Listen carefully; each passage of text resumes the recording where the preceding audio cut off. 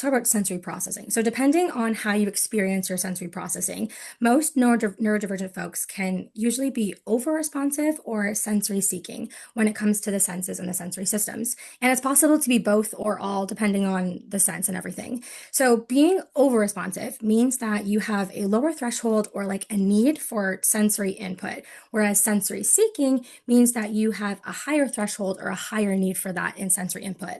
So if you are over responsive, for example, you don't need as much to sound, for example, that's the sense, but then you get too much of it, it's more likely that it's going to be overwhelming and dysregulating for your system. However, if you are sensory seeking, which means you need more sound, for example, and you aren't getting enough of it, that can also lead to dysregulation as well.